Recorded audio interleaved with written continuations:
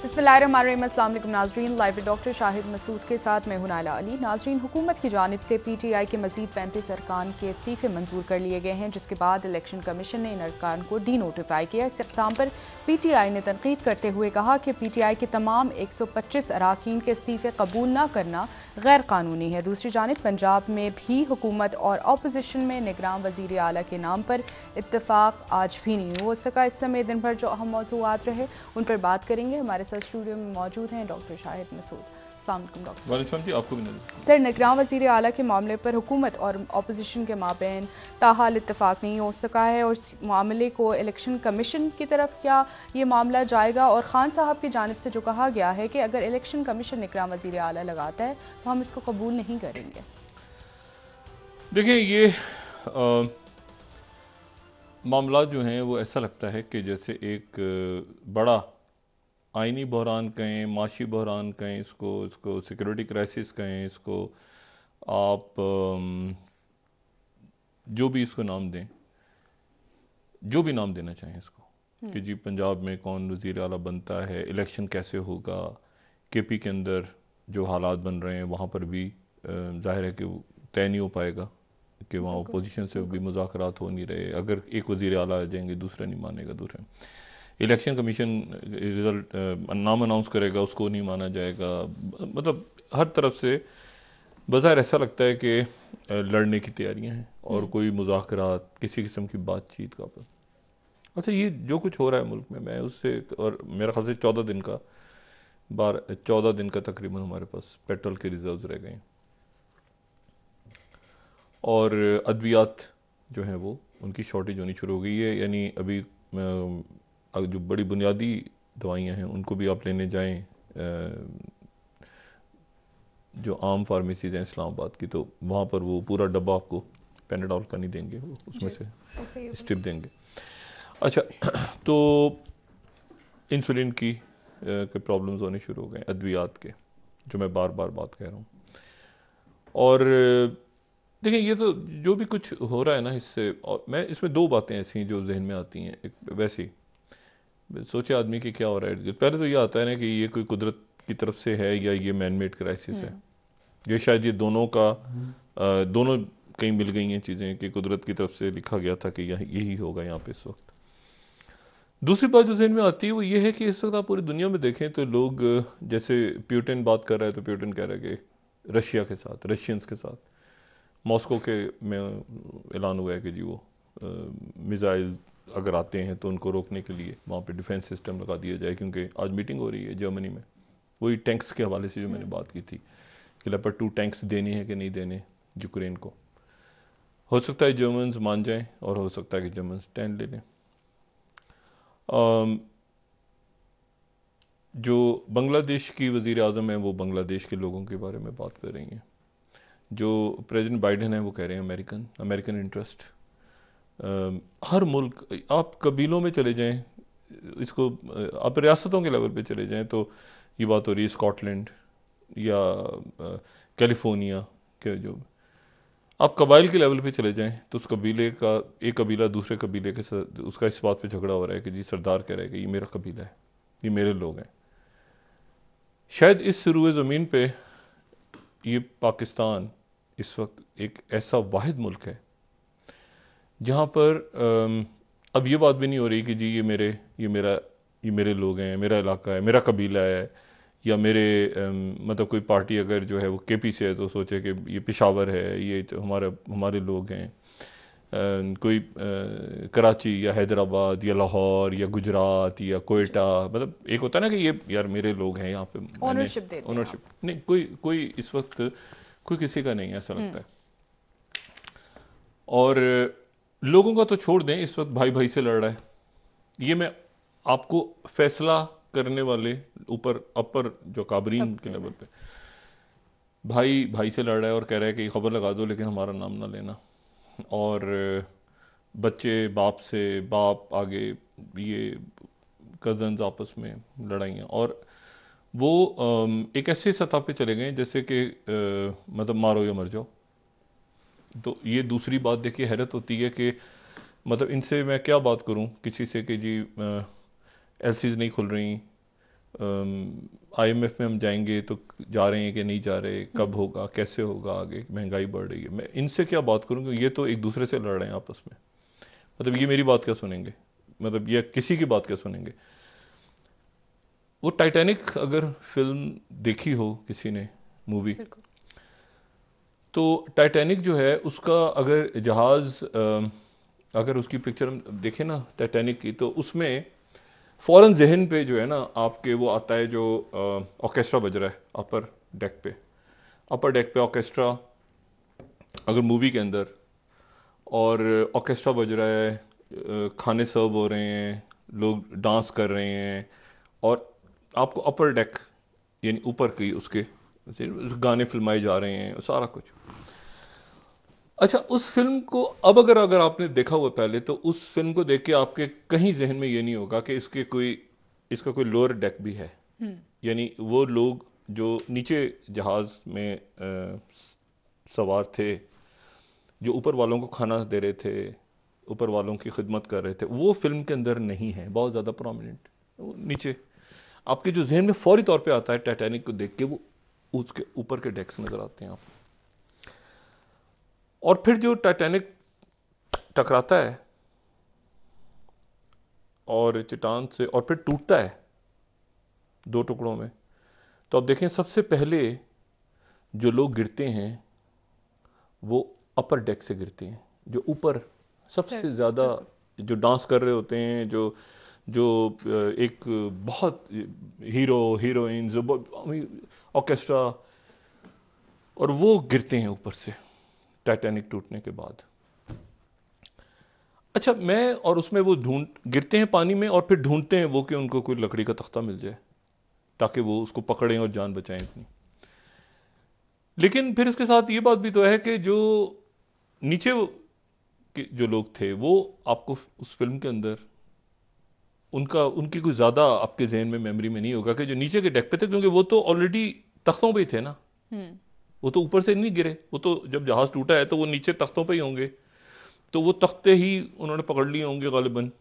कुछ डूब गए होंगे, कुछ बच गए होंगे, या क्या खुदा जाने। लेकिन उस फिल्म के को देख के आप अंदाजा ही होता है कि वो जो फिल्म के अमीर कबीर लोग थे, वो सबसे पहले उनको झटका लगा और वो गिरे और वो डूबे, और वो तख्ता तलाश कर रहे थे, और बाकी पूरी फिल्म में जो नीचे के डेक्स हैं उनका कोई किस्सा खास सामने नहीं आ रहा, वरना फिल्म की जो खूबसूरती है वो खराब हो जाएगी अगर बता दिया जाए कि नीचे गरीब लोग जो थे, गरीब गुरबा जो उनको खाना सर्व कर रहे थे, जो उनके लिए कपड़े धो रहे थे, जो उनके लिए, वो आपको फिल्म के अंदर नजर नहीं आते। लेकिन होंगे तो सही ना, बिल्कुल होंगे। तो जब टाइटैनिक टकराया तो ये होता है। दूसरी बात ये ध्यान में आती है, फिर एक और बात ध्यान में आती है सूरत हाल को देख के, और वो है कि कुरान शरीफ में जो लफ्ज़ इस्तेमाल हुआ है फसाद, और मुख्तलिफ जो मुफस्सरीन हैं या जो सही अहादीस हैं उसमें भी ये लफ्ज़ इस्तेमाल हुआ है, तो जो मुहद्दिसीन हैं वो इस लफ्ज़ की मुख्तलिफ अंदाज में इसकी तशरीह करते हैं कि ये क्या है फसाद, कि जिसमें कुरान शरीफ में ये कि जी वो ये एक गौर करें तो वो आयत में है, ये है कि उन्हें कहा जाता है कि तुम फसाद फैला रहे हो, तो वो कहते हैं हम तो इस्लाह करने वाले हैं, हम तो ठीक करने आए हैं, और वो फसाद फैलाते हैं। और फिर फसाद फैलाने वालों के लिए ये हुक्म है कुरान शरीफ में कि उनको देखो तो उनके साथ क्या करो। अच्छा, वो जो लोग हैं उसमें करप्ट भी हैं, उसमें वो जो तोल के नहीं दे रहे, जो कानून तोड़ रहे हैं, जो एक दूसरे का ख्याल नहीं रख रहे, जो खूंरेजी कर रहे हैं, सब एक कैटेगरी में वो फसाद। मतलब ये काफिर भी नहीं है, मुशरिक भी नहीं है, ये गैर मुस्लिम भी नहीं है, ये फसाद फैलाने वाले एक तबका है जो फसाद फैला रहा है, उसके बारे में। और फिर उनकी सजाएं हैं कि उनके हाथ पैर काट दो या जला वतन कर दो, या उनको बड़ी सख्त सजाएं उनके, और मुखालिफ या फांसी दे दो। अब बात ये सारी कि मैं नहीं जानता कि हम किस कैटेगरी में हैं, क्योंकि उसकी मैंने वजह ही बताई ना कि बिल्कुल इस वक्त जो है वो ये फसाद है, या ये जो है ये कोई आइन को हम पूरा नहीं कर रहे, कानून को नहीं पूरा कर रहे, या हमें एहसास नहीं है, या ये वो नफ्सा नफसी का जो दौर है ये वो है जिसके बारे में हमें बताया गया बहुत बार, ये क्या है? और उसमें आप ये देखें ना कि अब आने वाले दिनों में, आज मतलब है कि एयाज सादिक साहब ने मुआहदा साइन किया, उनसे रशिया का डेलीगेशन आया हुआ था जी। प्राइम मिनिस्टर गालिबन आज भी लाहौर में ही है शायद। अब कोई पूछ नहीं सकता कि कहाँ पे है हुकूमत, जो मैंने कल भी बात की थी, क्योंकि अब बिल्कुल ऐसे ही है कि आप जाके दीवार से बात करें कि यार आप ऐसा करें, आप ऐसा, अब सब जो है वो अपने कोई हाल मस्त कोई माल मस्त, और नीचे जो लोग हैं जो एक्चुअली जिनके बारे में गालिब इम्कान यही है उस टाइटैनिक को अगर देखा जाए कि वो उनके पास तख्ते तो रह जाएंगे ना आखिर में, और ये टकराएगा जब भी टाइटैनिक अगर, तो ऊपर वाले तख्तों के लोग गिरेंगे। तो बात ये सारी कि अब इसमें मुख्तलिफ अफवाहों की जद में है इस्लामाबाद, फाइनेंशियल इमरजेंसी, और उसमें इलेक्शन होगा नहीं होगा, इलेक्शन कमीशन के पास पैसे भी नहीं हैं, मुल्क के पास पैसे नहीं हैं, एलसीज नहीं खुल रही, कोई जवाब देने को तैयार नहीं है किसी किस्म का। और उसमें अब ये मसला जो है ये बड़ा अजब सा हो गया है कि मतलब अब केयर टेकर अनाउंस होगा रात को, तो उसके बाद जो है वो अगर तस्लीम नहीं किया जाएगा तो फिर इलेक्शंस की तरफ हम जा रहे हैं, किसी और तरफ जा रहे हैं। लेकिन ये बड़ी बदकिस्मती है इस वक्त, और ये बदकिस्मती इसलिए है कि ये मैन मेड क्राइसिस है, MEN, ज़्यादा, एक से ज़्यादा लोग, और ये फौरी तौर पे भी नहीं हुआ, ये बरसा बरस से फिर एक जगह ऐसी आ जाती है जहाँ जाके आप रुकते हैं और कहते हैं कि यार ये तो हमारे अमाल की सज़ा है, ठीक है। और कुदरत भी फिर उसमें ये नहीं देखती कि कुदरत के इसमें मुसलमान कौन है और काफिर कौन है और मुश्रिक, नहीं, कुदरत का फिर अपनी, ये बगदाद पे जब हमला हुआ था, जला दिया था, तो क्या वहाँ पे मुसलमान ही थे ना? तो मुसलमानों को किसने मारा था? हलाकू खान घुस गया था, कत्लेआम, गर्दनें उड़ा दी थी, खलीफा मस्त पड़ा हुआ था। तो बात यह है कि जो कौमें, इसमें कोई तफरीक नहीं होती, फिर जब अजाब आता है तो फिर सब वो, उसमें कोई ये तफरीक नहीं होती कि ये मुसलमान हैं या ये गैर मुस्लिम है। अगर वो कौम खुद इस बात पे अपनी हाल को बेहतर अपनी ना बनाए, हाँ तो नहीं, फिर मतलब तय किया हुआ है ना कि जी 14 दिन के बाद पेट्रोल नहीं होगा, तो बैठे हुए सब, बैठे हैं, ठीक है, बयान देंगे, इलेक्शन में हम जीतेंगे, हम ये करेंगे, फलां करेंगे। तो इसलिए अब मेरा ख्याल है कि जो भी कुछ होना है वो होगा। फाइनेंशियल इमरजेंसी लगती है, या कोई आइन, ये बैठते हैं आपस में मुज़ाकरात करते हैं, या ये लड़ते हैं आपस में, तो लड़ेंगे तो क्या होगा? मतलब क्या एक तरफ के लोग मर जाएंगे, दूसरी तरफ के जीत जाएंगे? इसमें तो सब मरेंगे ना, सब मरेंगे। तो लेकिन ये है कि वो बस वो कर रहे हैं, एक जगह को ऐसे लेके जा रहे हैं कि जहां पर पॉइंट ऑफ नो रिटर्न आ जाए रियासत के लिए। वो आ चुका है ऑलरेडी, बहुत पहले आ चुका है, और यहाँ फैसला नहीं हो पा रहा। मतलब अब तो बात ही खत्म हो गई ना कि आप कोई मईशत पर रोज बात करें। अब तो ये है कि वो बैठ के बस आप देखें कि आने वाले दिनों में क्या हो रहा है। और इसमें जो एक बात, मतलब अब इसमें इंटरेस्ट नहीं है, लोग परेशान हैं, जो हमारे अकाबरीन हैं उनको शायद अंदाजा नहीं है। मैंने आपसे कहा ना कि ऊपर वाले टाइटैनिक के ऊपर वाले डेक पे लोग जो बैठ के रक्स कर रहे थे और वो खाने खा रहे थे, वो तो उनके सामने बड़े खुश लिबास से लोग आते थे जो उनको खाना सर्व करते थे, जो उनके कपड़े उनको उनके लिए लेकर, टाइटैनिक को सिर्फ ज़हन में रखे, तो वो भी समझते होंगे कि शायद ये भी हमारी तरह ही खुश हैं। उनको नहीं पता था ये नीचे डेक पे किसी और जगह पे ये रहते हैं या सोते हैं जहाज में। तो मैं ऐसे भी कह रहा हूँ कि अब वो बात, मुझे आज मेरा दिल ही नहीं है कि आज मैं बात करूँ कि मईशत कहाँ खड़ी है जाके, या हमारे अकाबरीन क्यों लड़ रहे हैं, या अब इसके बाद क्या होगा, या इसके बाद क्या होगा, क्योंकि वो इसके बाद वाला मरहला शायद गुजर चुका है। और रियासत को अब आगे चलाना कैसे है, ये अब एक इशू है कि अब ये 7 से 8 वाली खबर हो गई है कि जी 3 नाम आ गए तो 2 नाम आ गए। मतलब अब असल इशू ये है कि हमने 14 दिन के बाद हम कहाँ खड़े होंगे, 10 दिन के बाद कहाँ खड़े होंगे। और ये जो रशिया के साथ आज बात MOU साइन हुआ है सर, और उसमें भी ये है कि वो मार्च के आखिर में कहीं बात होगी। अभी तक वो तय नहीं हुआ कि कौन सी रिफाइनरीज, वो इतना वही बात तो हमने बहुत पहले बात की है कि वो क्रूड ऑयल कैसा होगा, रोल ऑयल होगा, वो अपनी जगह, वो सारे रिफाइनरीज के ऊपर वो उनको फ्रेंडली कंट्रीज पे करेंगी, क्या होगा वो तो अभी तक MOU साइन हुआ और वो चले गए हैं। और ये मार्च के आखिर में कहीं जाके इसके ऊपर अगर कोई अमल दरामद शुरू हुआ तो वो होगा। अच्छा, इसमें जो एक बड़ी एक अहम बात, जब शुरू में इलेक्ट्रॉनिक मीडिया आया ना पाकिस्तान में 2001 में, 9/11 के बाद। तो एक ही चैनल था उस वक्त। तो उस वक्त ये हुआ कि जो दूसरा बड़ा चैनल था वो 2002 में इलेक्शंस के वक्त आया था, 14 अगस्त 2002। तो उससे पहले के एक जो वाक़यात हैं, एक तो ज़ाहिर है कि 9/11 अफ़गानिस्तान ये सारा, लेकिन एक बहुत अंधोनाक, बहुत ही तारीख का शायद एक बदतरीन सानिया पेश आया था जब गुजरात में कत्लेआम हुआ था। और बिल्कुल उसको मुझे ऐसा लगता है, क्योंकि वो हम डे टू डे बेस पे उसको, लंदन से उस वक्त चैनल की नशरियात हो रही थी, तो हम हर रोज़ उसको डिस्कस कर रहे थे कि ये क्या आफत आ गई। इतना ज़्यादा उस वक्त ये इंटरनेट और ये चीज़ें जो भी हमें दस्तयाब थे टूल, तो लेकिन वहाँ से और बहुत से मेहमान प्रोग्राम में इंडिया से ही हम लेते थे। तो वहाँ कत्लेआम हुआ था उस वक्त बहुत बुरा, और उसकी जो तौजीह पेश की गई थी वो ये कि एक गोदरा की ट्रेन थी, और फिर उसके बाद उसकी तहकीकात भी नहीं हुई, और एक कमीशन और बाद में कह दिया गया कि जी ये तो चूंकि वहाँ पर गोदरा हुआ था तो इसके नतीजे में, और उस वक्त हमारे पास ये थी कि कोई 800-900 लोग कत्ल हो गए मुसलमान, फिर वो शायद 1000 की तादाद हो गई थी, फिर दूसरे इवेंट्स आ गए, आते गए, एक इराक वॉर हो गई, ये हो गया वो हो गया सारा, तो फिर जहन कहीं और चला गया। अब जाके इतने सालों के बाद 2023 के आगाज में बीबीसी, अब बीबीसी जो है वो आप ये देखें कि बरतानिया का, मतलब लोग जो भी कहें उनके सिस्टम को, उनके निज़ाम को,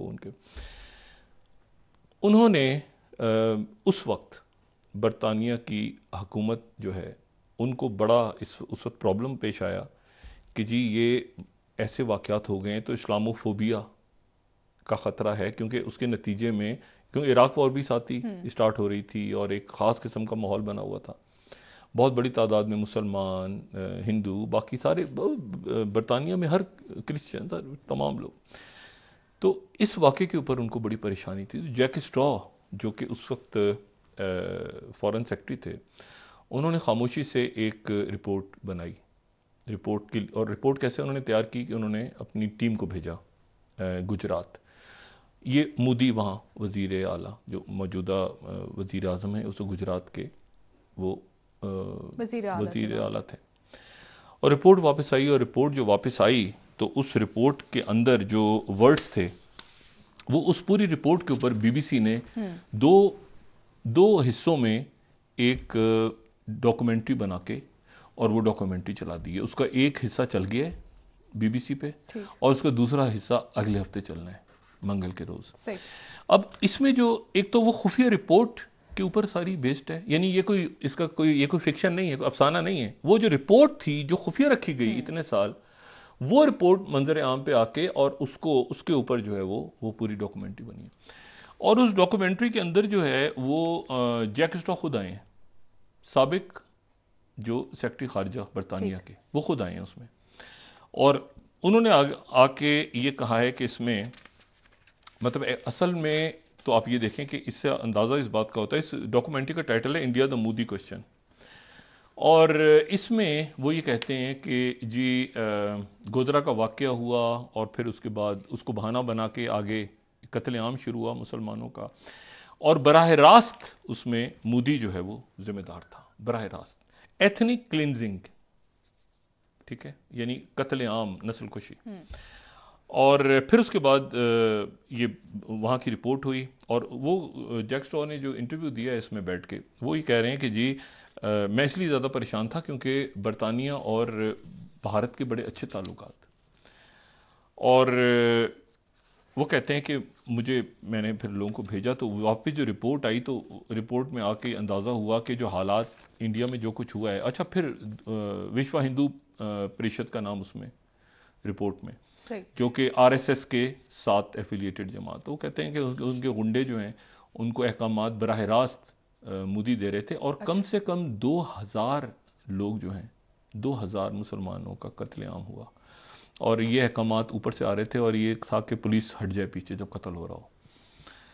अब ये जो रिपोर्ट आई है, तो ये उसके बाद फिर जैक स्ट्रॉस में मौजूद हैं, फिर उसमें एक और डिप्लोमेट हैं जिनकी शक्ल नहीं सामने आ रही लेकिन वो बता रहे हैं सारा कि ऐसे हुआ ऐसे हुआ। मोदी फिर 2003 में आ गए तो उन्होंने दौरा करना था बरतानिया का, तो बरतानिया की हुकूमत ने मैसेज भेजा हाई कमीशन को लंदन में, इंडियन हाई कमीशन को, कि इसको रोकें, यहाँ पे कहीं झगड़े ना शुरू हो जाएं, ऐसा ना हो कि वो रॉबर्ट मुगाबे की तरह यहाँ पुलिस अरेस्ट कर ले। तो मोदी को कहा गया तो मोदी ने कहा ठीक है मैं गिरफ्तार हो जाऊंगा तो मैं तो हीरो बनूंगा और अपने इंडिया में जो मेरी कॉन्स्टिट्यूएंसी है। तो प्राइम मिनिस्टर वाजपेयी को बताया गया जब बराह रास्त, तो लेकिन ये कि फिर मोदी वापस नहीं गया, मोदी ने वहीं कहा कि मैं रुक के गिरफ्तार हो जाऊंगा। वो पिटीशन जो गिरफ्तारी की थी वो कोर्ट ने उड़ा दी। तो ये अब डॉक्यूमेंट्री जो आई है, तो मैं सिर्फ ये सोच रहा हूँ कि अच्छा इसके ऊपर जाहिर सी बात है कि ये रॉयटर्स कह रहा है कि इंडिया से इसके BBC डॉक्यूमेंट्री और इंडिया मोदीज प्रोपेगेंडा, ये प्रोपेगेंडा नहीं है। ये प्रोपेगेंडा इसलिए नहीं है कि ये जैक स्ट्रॉ और एक बरतानिया की, ये यहाँ मैंने नहीं लिखा बैठ के या किसी बरतानिया में, ये उनकी रिपोर्ट, एक रिपोर्ट, हाँ उनकी रिपोर्ट है, उसके ऊपर रिपोर्ट जो है ना उनकी रिपोर्ट के ऊपर है। और इसमें जो गार्डियन है वो कह रहा है sobering look at Narendra Modi treatment of India Muslim. और फिर उसके बाद जो है वो हिंदुस्तान टाइम्स ये कह रहा है कि BBC prime minister Modi documentary, farmer foreign secretary से इसके is aware of the mischief. अच्छा, और उसके बाद मतलब वहाँ से एक अजीब सा रिस्पांस आया कि ये प्रोपेगेंडा, मतलब जो आखिरी चीज़ आप एक्सपेक्ट कर सकते हैं। BBC खुद भी कह रहा है कि Indian government criticizes BBC's Modi's documentary, और ये प्रेशर जा रहा है कि कई जगहों से इसको हटाया जाए, और हटाया भी जा रहा है यूट्यूब पे। लेकिन असल बात यह है कि ये BBC से नशर हो गई। अच्छा, अब इसमें जो एक इशू है वो ये है कि जो ऋषि सुहांक हैं वो हैं, ज़ाहिर उनका इंडियन ओरिजिन है, लेकिन ये है कि वो बरतानिया के वज़ीर आज़म हैं। तो बतौर वज़ीर आज़म तो वो सबके वज़ीर आज़म हैं। तो उन्होंने प्राइम मिनिस्टर मोदी का दिफा किया है। हालांकि ये रिपोर्ट खुद हुकूमत की रिपोर्ट है, ये रिपोर्ट कोई किसी, मतलब मैंने कहा ना, कोई फिक्शन नहीं है, कोई नॉवल नहीं है, ये बरतानिया की हुकूमत के क्लासिफाइड पेपर्स हैं। और ये भी उसमें बताया गया कि ऐसी ही एक रिपोर्ट यूरोपीय यूनियन ने भी तैयार की उन दिनों में, क्योंकि ये बड़ा एक मामला हो गया था कि वॉर ऑन टेरर के बाद हमले हो रहे हैं मुख्तलिफ मुसलमान मुल्कों पे, वहाँ से दहशतगर्दी हो रही है जवाबन, अलकायदा, ये सारे चक्कर, तो कहीं ऐसा ना हो कि ये एक फसाद खड़ा हो जाए। ये तो उन्होंने भी भेजा, यूरोपीय यूनियन के लोगों ने, उन्होंने भी जाके वापस बताया कि पीछे तो बहुत ज़्यादा कत्लेआम हुआ है और बहुत ज़्यादा जुल्म हुआ है। अब ये जो शख्स है, मतलब ये आप छोड़ दें कि इसको, मतलब अब BBC ने इसको BBC सामने क्यों लाया है, लेकिन आप ये देखें कि ये रिपोर्ट कहती है कि जो बताया गया है या जो हम समझ रहे थे टीवी और मीडिया को देख के, हम जब वहाँ पहुँचे हैं, यानी ये कौन कह रहे हैं, उनके डिप्लोमेट्स या उनकी इंटेलिजेंस एजेंसीज या और जो उनके, वो रिपोर्ट में कहते हैं कि कत्लेआम इससे ज़्यादा हुआ है, इससे ज़्यादा लोगों को कत्ल किया गया है। और उन पे अच्छा, फिर उसके बाद जो एक बहुत अफसोसनाक बात इसमें यह है कि बहुत बड़ी हज़ारों की तादाद में ख़वातीन के साथ ज़्यादती हुई है और मुसलमान ख़वातीन। अब इशू ये है सारा कि इसको, ये तो मैं इसको समझने से इंसानी हुकूक के इदारे हैं, क्या इस वक्त इस पर अकाउंटेबल ठहराएंगे? ये बड़ी अजीब सी बात है। देखें, बहुत इसमें वो ये कह रहे हैं कि इसके नतीजे में मुसलमानों का और हिंदुओं के दरमियान ये कहीं, ऐसा नहीं होगा। बरतानिया में जो लोग रहते हैं बड़े प्यार मोहब्बत से, और ऐसा होना भी नहीं चाहिए। लेकिन मैं इसको सिर्फ ये सोच रहा हूँ कि यानी ये शख्स अगर मुसलमान होता, मतलब इसको आप कंपेयर करें ना, मतलब या मुसलमान, मैं चलें इस जुमले को भी मैं वापस लेता हूँ। आपके सामने न्यूजीलैंड की प्राइम मिनिस्टर ने रिजाइन किया है, अच्छा वो भी मुसलमान नहीं थी। फिर आप सोचते हैं कि आखिर ऐसी क्या बात है। और वो जो खातून गई हैं रिजाइन करके, वो कई मुसलमान हुक्मरानों से करोड़हा दर्जे बेहतर है, करोड़हा दर्जे, ठीक है, आज के नहीं, तारीख के जितने गुजरे हैं हुक्मरान, खलीफा और ये और फलाना और ढिमाका सुल्तान और ये। तो बात ये है कि ये खलीफा से मुराद मेरी खुलफाए राशिदीन नहीं, ये बाकी जो बाद में जी हाँ। तो बात सारी ये है कि ये इतना बड़ा एक इशू खड़ा हो गया इस वक्त कि जिसको वो क्लियर कर रहे हैं और आगे से इसके ऊपर वो जवाब आ रहा है। लेकिन ये इसको छोड़ दें कि वो क्या जवाब आता है, ये खबर दब जाती है, नहीं, इशू ये है कि ऐसा शख्स जो है वो वहां पे पॉपुलर भी है। अच्छा, पॉपुलर भी यानी एक मिजाज क्या हो गया है कि इसने चूंकि ज्यादा कत्ल किए हैं तो ये ज्यादा पॉपुलर हो गए, ज्यादा मतलब हमें नहीं पता कि इनके मद्दे मुकाबिल कांग्रेस के क्या मतलब इंटरनल पॉलिटिक्स, मतलब आप ओवरऑल देखें ना तो आपको लगेगा कि ये हिजान सा है, शायद पूरी दुनिया में आ गया है, ये इंतहा पसंदी का एक ट्रेंड आ गया। लेकिन फिर आपको साथ साथ दरमियान में इंसानियत भी नजर आती है, खूबसूरत लोग भी आपको नजर आते हैं। इंडिया में ही आपको बेहतरीन लोग आपको मिलते हैं, जो मैंने कहा ना, हिंदू मिलते हैं जो कई मुसलमानों से ज्यादा खिदमत कर रहे होते हैं, और लेकिन एक तरफ आपको ऐसे लोग मिलते हैं कि जो कत्लेआम करके बिल्कुल हुक्मरान बन गए, और आप कहते हैं कि यार एक मिनट, और वो कह रही हैं कि प्रोपेगेंडा है हमारे खिलाफ बीबीसी का। अब एक एफआईआर कटवा दी बीबीसी, खुदा का वास्ता। ब्रेक ले लेते हैं डॉक्टर साहब, वापस आके बात करेंगे खित्ते के मामलात पर। नाज़रीन, एक ब्रेक। आने वाले दिनों में पाकिस्तान के लिए जो इशू मैंने आपसे कहा ना कि यहाँ पेट्रोल 14 दिन का रह गया, ठीक है, और इस पर बात करते हैं 14-15 दिन कुछ, ठीक है नाज़रीन, ब्रेक।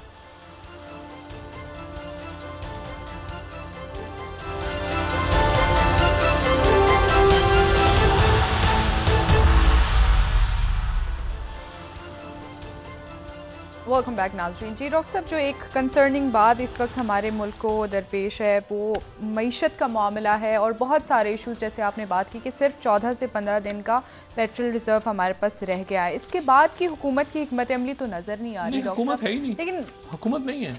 हुकूमत, मैंने आपसे कहा ना कि हुकूमत कहीं हो तो पूछे ना, ये हुकूमत तो इस वक्त नहीं है, ठीक है। अमलन वो फैसला भी नहीं कर पा रहे, वो कुछ कर भी नहीं पा रहे, वो बात उतनी ही कर रहे हैं जितनी बात उनकी, जितनी बात मेरे ख्याल से उससे ज़्यादा बात तो इमरान खान साहब कर रहे हैं जितनी वो उनके लोग कर रहे हैं। 77 रुकनी है या 82 रुकनी है, इसके ऊपर एक कन्फ्यूजन है। कह रहे हैं कि जिनको शायद वजीर नहीं है, मुशीर है। बहरहाल ये इशू भी नहीं रहा। इशू ये है कि अब आगे जा चुके हैं बहुत ज़्यादा, और एक तो ये वाकई, इस वाकई ने बहुत डिस्टर्ब किया कि ये इसकी जो तादाद आई है लोगों की, वो तादाद जो है वो गुजरात के साने की वो कहीं ज़्यादा है। मतलब हम उस वक्त, हमारा भी ख्याल था शायद ये 1000 तक होगा, मैं ये 2000 से ज़्यादा। अच्छा, और ये इस वक्त बीबीसी की तरफ से आना और फिर रिस्पांस ही आने की प्रोपेगेंडा है। किसने? बीबीसी प्रोपेगेंडा कर रहा है बरतानिया में, मतलब अमेरिका से कोई बात आती है, अमेरिका मतलब कोई बात ही ना करें। हम पाकिस्तान के बारे में कितनी जो है वो स्टोरीज आती हैं, रिपोर्ट्स आती हैं, लेकिन जहाँ ह्यूमन राइट्स का इशू आता है तो पाकिस्तान उस पर ये नहीं होता कि प्रोपेगेंडा हो रहा है। पाकिस्तान कहता है कि हम एक्ट कर रहे हैं इसके ऊपर, ठीक है। जहाँ माइनॉरिटीज़ का या ह्यूमन राइट्स का इशू आता है, ये ह्यूमन राइट्स के इंसानी हकूक़ हैं, बुनियादी हकूक़ हैं कि आपने लोगों का किस सर काट दिए, ठीक है, औरतों के साथ, बच्चों के साथ क्या किया वहाँ। तो इशू ये है कि इसको किस लेवल पे देखना है, आलमी बरादरी कैसे देखेगी, कैसे नहीं देखेगी। लेकिन उससे हट के एक माशरे की सोच समझ आती है, और ये सोच सिर्फ वहाँ नहीं पनप रही, ये और कई मुल्कों में भी पनप रही है, और खित्तों में भी दुनिया के पनप रही है। लेकिन किस कदर ख़तरनाक सोच है, और इसका ताल्लुक आपको बिल्कुल मैं वाज़ेह करूँ कि मज़हब से कोई ताल्लुक नहीं है इसका। ये एक सोच है जो मुख्तलिफ माशरों में जन्म ले रही है। अच्छा, अभी एक तो ये चीज़, दूसरी जो चीज़ है वो ये है कि देखें ये जंग बढ़ रही है, बढ़ती जा रही है यूक्रेन की, और दूसरी जो अब मुझे नहीं पता कि वो यूक्रेन में क्या आज अगर वो फैसला कर देते हैं कि हमने टैंक्स भेजने हैं जर्मन्स, दो बातें आ रही हैं। एक तो ये है कि वो शायद प्रेशर लें, क्योंकि आज वो हो रही है वहाँ पे कॉन्फ्रेंस, और सारे वहाँ पे सेक्रेटरी दिफा या वज़राए दिफा मौजूद हैं, अमेरिका और उनके जो इत्तेहादी ममालिक हैं। या ये है कि अगर नहीं होता डिसीजन तो फिर क्या होगा, वो भी एक इशू है। और रशिया की तरफ से क्लियरली कह दिया गया है कि इसका मतलब है कि हम आगे न्यूक्लियर की तरफ जा सकते हैं, उनकी तरफ रिपीटेडली बात हो रही है। इसी दरमियान ये हुआ है कि जो प्रीमियर शी जिनपिंग हैं, उन्होंने चाइना के प्रीमियर, उन्होंने वो आए हैं इस पे जो इंडिया के साथ, यानी जो LAC जो अब मिट चुकी है या क्या है उसके बारे में, हाँ उसको चाइना इंडिया कुछ और कह रहा है वो, लेकिन जहाँ पे दोनों मुल्कों की फौजें खड़ी हैं, तो वो उसके वेस्टर्न हिस्से का उन्होंने दौरा किया। यानी वेस्टर्न हिस्से का मतलब ये हो गया कि ये लद्दाख वाली साइड, इस पे उन्होंने यहाँ पे बात की है अपने लोगों से, अपने फौजियों से। और इसको अगर हम ये देख लें सिंपली कि इसको ग्लोबल टाइम्स ने इस तरह से रिपोर्ट किया कि जो 26वीं स्लाइड है कि she inspects combat readiness of armed forces. अच्छा, यहाँ पे दौरा किया उन्होंने, लेकिन फिर इसको इंडियन मीडिया को अगर हम देखें तो वो कह रहे हैं कि जैसे द हिंदू ये कह रहा है कि Chinese president Xi Jinping speaks to PLA troops along India China border refers to changing situation. ठीक है। अच्छा, फिर उसके बाद एनडीटीवी कह रहा है कि do you receive fresh vegetables, आपको ताज़ा सब्जियां मिल रही हैं। Xi ask troops at India China border. अच्छा, फिर जी न्यूज़ ये दे रहा है, इस तरह से ब्रेक कर रहा है खबरें कि Xi Jinping tells Chinese army be ready fight and win wars. ठीक है, ये सिचुएशन जो है ये जाहिर है कि इस वक्त यहाँ पे यहाँ पे कंसर्निंग है। और ये तवांग के वाक़े के बाद तो बिल्कुल ही सूरत हाल ऐसी है कि यहाँ पे देखें, मुझे नहीं समझ में आ रहा कि ये डी एस्केलेशन कैसे, इसको कैसे करवाया जाए। रशिया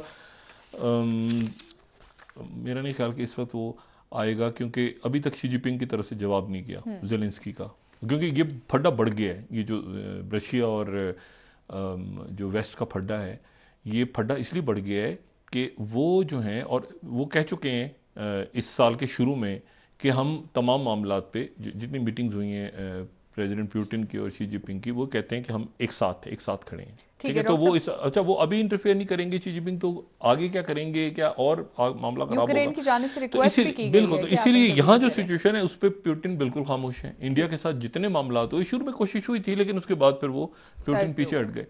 तो अब ये हालात इधर बिगड़ रहे हैं, ये हालात। अच्छा, यहाँ मुल्क में आप यकीन, मैं हैरान हूं कि हम कोविड से निकल गए, अल्लाह का एहसान है, खैरियत से। उस वक्त हमारी मईशत, अब पहली दफा आज मैंने ये देखा कि पाकिस्तान में लोगों ने बिजली का इस्तेमाल कम कर दिया है। आज ये खबर आई हमारे पास कि पाकिस्तान में जो बिजली का इस्तेमाल है वो कम हो गया है।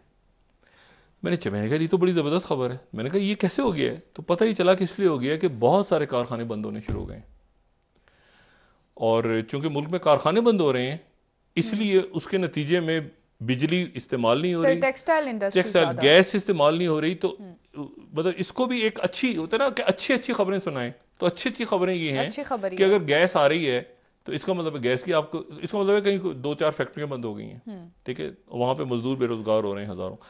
तो इशू ये है सारा कि इसको, ये इस पूरे के पूरे केओस को एक ही तरीका है, या ये मिलकर हल करेंगे सारे हमारे अकाबरीन, या ये बैठेंगे, मुल्क का सोचेंगे और आगे बढ़ेंगे, वरना ये सबके सब जाएंगे। ठीक है, और अवाम का क्या होगा डॉक्टर साहब, क्योंकि नहीं, इन्होंने अवाम को फारिग करना है ना। अगर अवाम फारिग हो गए तो ये भी साथ फारिग होंगे, ये मैं आपको बताऊं। क्योंकि देखें, बात सारी ये है कि ये इस वक्त पूरा, यानी आप किसी से बात नहीं कर सकते कि यार एक मिनट दवाइयां खत्म हो रही हैं, तो हम किसके पास जाके शिकायत करें कि यार इस दवाइयों को जाओ अपना काम को, मतलब आपको बंदा ही नहीं मिलेगा जिसको आप ये बताएंगे कि अद्वियात खत्म हो रही हैं, या आप जिसको बताएंगे पेट्रोलियम। मतलब इतने दिन से बोल रहे हैं ना हम, पूरे हर मीडिया भरा हुआ है, लोग चीख रहे हैं, सारे पूरी दुनिया कह रही है कि यार क्या हो रहा है। और यहां पर ये इशू चला हुआ है कि जी कराची में 2 मेयर होने चाहिए। यानी आप जरा तसव्वुर करें, अब इसको मैं बढ़ाते किसी भी लेवल पे ले जाऊं तो मैं लरज रहा हूं कि क्या बात हुई है।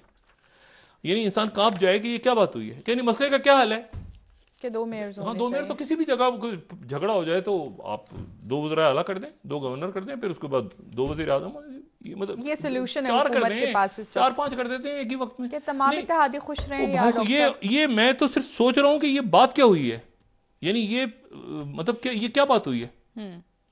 मतलब 2 इलेक्शन कमीशन बना दें, 2 पे 4 बना लेते हैं, मतलब ये क्या बात हुई। ओ भाई, इस तरह मुल्क चलता है। वो ये आइन ठीक नहीं है, हमें मंजूर है, अच्छा 2 आइन आधा चलो हम भी बैठ जाते हैं, तुम भी बैठ जाओ, ये भी बैठ, ये कोई, यानी इतना अजब जगह हम खड़े हो गए हैं जाके कि मुल्क पूरा जो है वो ये देख रहा है कि यार हम देखें तो मतलब लोग जब आसमानों की तरफ देखना शुरू कर देते हैं, सबसे खतरनाक वो वक्त होता है सर, बिल्कुल, कि जब लोग अपने अकाबरीन को छोड़ के तारीख उठा के देख लें, जब लोग आसमानों की तरफ देखते हैं ना, बिल्कुल सर, वो सबसे खतरनाक वक्त होता है। इस वक्त लोग आसमानों की तरफ देख रहे हैं। डॉक्टर साहब ब्रेक एक ले लेते हैं, वापस आके बात करेंगे मजीद। नाज़रीन, ब्रेक।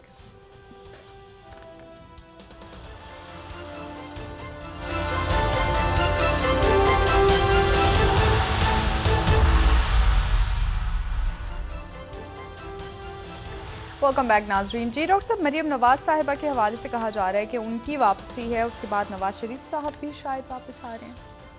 नहीं, ये बिल्कुल इस वक्त नॉन इशू हो गया है। उसकी वजह यह है कि पहले ऐलान होता है, फिर साथ ही ज़राए के हवाले से हमें बताया जाता है कि चलाएं इसको कि वो आ रही हैं वापस। फिर ये कहा जाता है कि नहीं, उनकी तारीख अभी फाइनल नहीं हुई। एक तरफ से यानी ग्रुप्स बन गए अब तो खुल के, तो वो कहा जाता है नहीं आ रही, फिर उसको चलवाएं, फिर ये करें वो करें। तो अब इसमें लोगों को क्या है, और ये जो बात है कि ये बयानिया होगा कि पिछली शख्सियात को, ये तो मेरी समझ से बाहर है। ये क्या बयानिया है? मतलब वो खुद भी आके जवाब दे देंगे या उसके बाद एक नया मुल्क में, मतलब क्या इमरान खान डिफेंड करेंगे उन्हें? इमरान खान मतलब ये एक अजीब सी बात है। तो और ये पेपर आउट हो जाता है ना पहले। मतलब ये अगर बयानिया बनाना भी था तो ये बच्चे को पहले ही पता है कि जी क्या तकरीरें होनी है। तो ये तो बड़ी अजीब सी बात है। ये मुस्लिम लीग नून के अंदर एक प्रॉब्लम चल रहे हैं, उस पर क्या बात की जाए। आज देखें, ये अजीब सी बात है, हमारी बहुत बड़ी काबीना है और ये जो एलीट है जो कि हर तबके में मौजूद है, हुकूमत से हटके भी बदमाशिया के लफ्ज़, तो बदमाशिया जो है वो मुल्क को खा रही है। ये ऊपर के डेक पे टाइटैनिक के वो डांस कर रही है नाज़र। उनका ख्याल है कि सिर्फ जो है वो नीचे ये कीड़े मकोड़े जो हैं ये मरेंगे, हम तो ऊपर डांस करते रह जाएंगे। उनको नहीं पता कि आगे क्या होना है जहाज़ के साथ। इशू यह है सारा कि उन्होंने ये फैसला किया कि सादगी से ज़िंदगी गुजारी जाए। ये जो फौज ज़फ़र मौज है, ये जो वुज़रा हैं, वुज़रा से ये नहीं, हुकूमत से बाहर भी तो बैठे हैं ना, जो वो भी अरब खरबपति हैं। खरबपति 100 बिलियन डॉलर्स प्लस हैं, 2-3 शख्स 100 बिलियन। और ये मैं 2012 की कोट कर रहा हूँ, जब ये आमने सामने इनको मैंने खुद सुना था कि तुम्हारे पास 125 बिलियन हो गए और 130, अच्छा 12, तो अब बिलियन, ठीक है। तो आज फैसला हुआ कि जी सादगी किस तरह अपनाई जाए, यानी सादगी कैसे की जाए, और हुकूमत सादगी के लिए कोई तजावीज़ बनाए। तो एक कमेटी का ऐलान हुआ। हाँ। और उस कमेटी में 15 अरकान हैं। माशाअल्लाह। अच्छा, वो 15 अरकान जो हैं उनमें सूबों के चीफ सेक्रेटरी भी हैं, उनमें ये भी हैं, उनमें मुशीर भी हैं। वो सारे मिलके ये तय करेंगे कि पाकिस्तान में सादगी कैसे, हुकूमत को मशवरा देंगे, इजलास होंगे, टीए होगा, सफर करेंगे, होटलों में ठहरेंगे, रुकेंगे और फिर तय करेंगे बैठ के कि मुल्क में हुकूमत सादगी कैसे अपने। वो एक चीज नहीं करेंगे, वो कि वो हुकूमत के खिलाफ बात नहीं करेंगे। ये नहीं कह सकते कि सर आप अपना साइज जरा कम कर दें थोड़ा सा, या ये कि आप जो ये लूट मार मची हुई है मुल्क में, इसको कंट्रोल करने का कोई रास्ता नहीं। उस सादगी के लिए 15 रुकनी कमेटी तमाम मुल्क से जमा होगी, एक शहर में, दूसरे शहर में, तीसरे में, सारे। और वो अच्छा कहा जाएगा कि ये तो ऑनररी है, लेकिन ऑनररी है तो भाई उनका खर्चा वर्चा उनका जो होगा वो कैसे होगा, टीए उनके मीटिंग्स के जो होंगी उसके, ये पूरा सिस्टम जो है ना, मैं ये भी नहीं कह रहा कि कोलैप्स हो गया है। ये सिस्टम जो है ना, ये नहीं बस ऐसे आप समझें कि वो जैसे कहते हैं चला जा रहा हो खुदा के सारे, वो भी नहीं। अब वो बिल्कुल ऐसी जगह जहां खड़ा हो गया आके कि अब हमें इंतजार हो रहा है कि या तो कोई अच्छी खबर आए। और मैं इसलिए कह रहा हूं कि अच्छी खबर का इंतजार हो रहा है क्योंकि इतनी बुरी खबरें हैं कि उसके दौरान जो है, जैसे मैंने आपसे कहा ना कि उसमें से यानी बिजली अगर जो है उसका इस्तेमाल कम हो गया तो वजह ये है उसकी बताई, मतलब उसके पीछे ये है कि कारखाने बंद हो गए, लेकिन सामने में बताने कि बिजली कम इस्तेमाल हो रही है, लोगों को बिजली मिल रही है। मतलब ये अजीब सी एक लॉजिक है। लेकिन अब इस पे सब जब देखते हैं, कल तक कोई रास्ता निकला है। आज तो कोई, मैं मजीद से बात ही नहीं करना चाह रहा कि मईशत कहाँ खड़ी है, IMF से आपने बात करनी है नहीं करनी, आपने क्या वो मतलब रशियंस के साथ आपने चला दिया लोकल करेंसी में पे किए जाए, वो कब कहाँ से क्या, एक MOU साइन हुए हैं, MOU, ठीक है, जिनकी कोई हैसियत, एग्रीमेंट्स नहीं हुए, MOU साइन हुए। तो बात ये कि वो रोज 50 होते हैं, जब भी आप इस मुल्क में जाते हैं तो 200 MOU साइन हो जाते हैं। तो वो इशू नहीं, इशू ये कि आपको मिलेगा कब कैसे मिलेगी, कब मिलेगी, वो मार्च के आखिर में दूसरा इजलास होगा, अल्लाह खैर निकल गया। तो ये इस वक्त जो है, और तमाम दुनिया के जो ममालिक हैं, तकरीबन तमाम ममालिक, तो उन्होंने तय कर लिया कि पाकिस्तान को जब तक हमने यहाँ पे ये जो बदमाशिया की हरामखोरी है बरसा बरस की, इस पे काबू नहीं, जो एलिट कह दें आप, बदतमीज से एलिट कह दें, वैसा तो बदमाशी है, उसके ऊपर जब तक काबू नहीं पाएंगे और आप रिफॉर्म्स नहीं करेंगे मुल्क में, और ये चोरी चकारी और ये करप्शन और ये बिजली चोरी और रिफॉर्म्स ऐसे ही है ना, और ये कर्जा कैसे गया, कहाँ चला गया, कहाँ पैसे हैं, क्या है, इसको काबू नहीं करेंगे आप, तो हम आपको कर्जा नहीं देने जा रहे। चाहे वो सऊदी अरब हो, चाहे वो अमेरिका हो, चाहे चाइना हो, एक बात पे सारे मुत्तफिक, अगर इत्तेफाक पूरी दुनिया का हुआ है ना किसी एक बात पे कि आप चोरी कम, कोई वीटो नहीं, कुछ नहीं, कि ये पाकिस्तान को पैसे नहीं देने चाहता, ये इस्लाहात इनकी यहाँ ये बदमाशें बैठे। ठीक है, बहुत शुक्रिया डॉक्टर साहब। नाज़रीन, प्रोग्राम का वक्त खत्म हुआ। कल इंशाल्लाह दोबारा आपसे मुलाकात होगी। मुझे नाला अली को इजाजत दीजिए। अल्लाह हाफ़िज़ जी डॉक्टर साहब। अपने दोस्तों रिश्तेदारों को के लूँगा, सब ख्याल रखिएगा।